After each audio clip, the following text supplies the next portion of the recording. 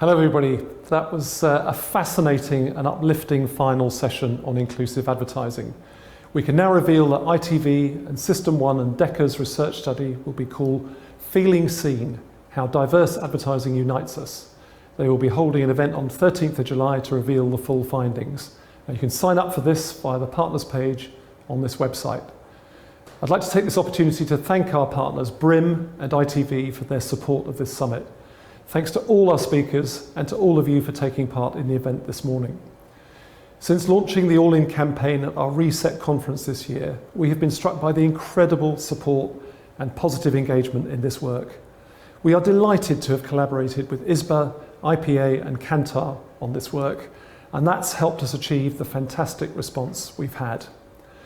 I also want to express our thanks on behalf of all of us to our Inclusion Working Group, led by our chair and cinema advertising doyenne, Catherine Jacobs, driven for pretty much every waking hour of every day this year by my fearless colleague, Sharon Lloyd-Barnes, working shoulder to shoulder with Bobby Carley from ISBA, Leila Siddiqui at the IPA, Jerry Dakin from GSK, Jane English from Channel 4, Sarah Jenkins from Saatchi, and last but by no means least, the amazing Ali Hannon from Creative Equals.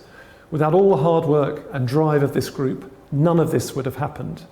It's because of their commitment and the support of all the organisations behind them that we have, for the first time ever, the crucial data on our industry's makeup to inform the actions we need to take.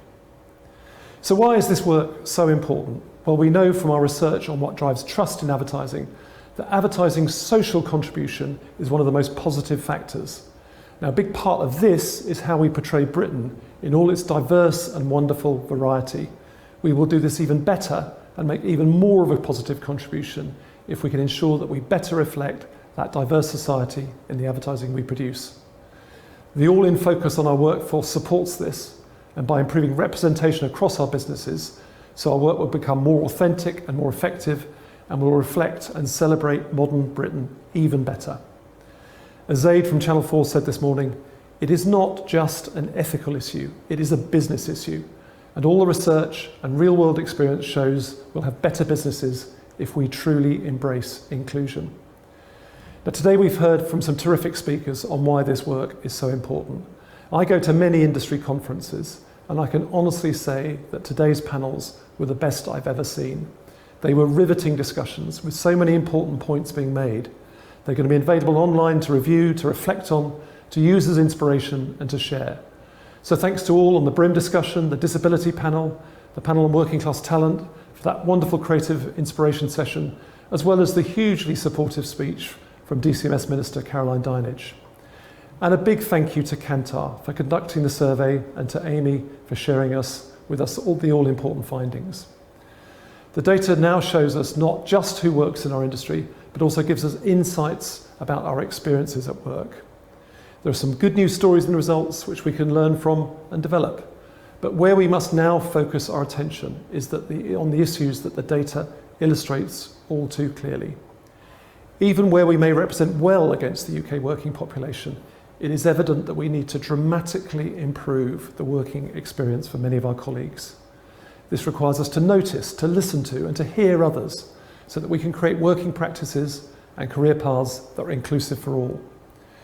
As you've heard, the action plan is the first phase of what we plan to be a long-term franchise, to quote Catherine.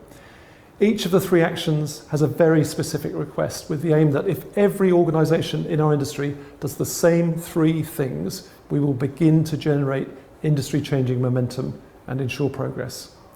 Now, we've been talking to industry groups to develop the next wave of actions, and we'll announce these in the autumn.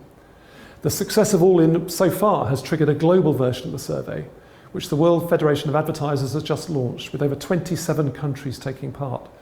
We've also been approached by other professional bodies and industries keen to use the All In model, which I think is a great tribute to how influential All In is already. Finally, I want you to all take a look at the All In report on our website, which has all the detail on the research and the programme. There is huge insight and power in this data and what it reveals. We've heard from 16,000 diverse voices, and we must listen to them and act on what they're telling us. And vitally important, we need your feedback on this event and our plan. So please fill out the form that we'll be emailing you later. I'll finish by quoting from one of our contributors, Sarah Jenkins, MD at Saatchi's, who says, The companies that become great at attracting and keeping diverse talent are the ones who will win. I could not agree more, and we're hearing from leaders across the industry that the pandemic has given extra urgency to this vital mission. And as Dean Aragorn from Shell said, it is leadership will that is the critical factor. The success of this plan will be a measure of that collective will. So after everything you've seen and heard this morning, we've got only one thing to ask. Are you all in? If you are, join us and help make the changes we all want to see. Thank you very much and goodbye.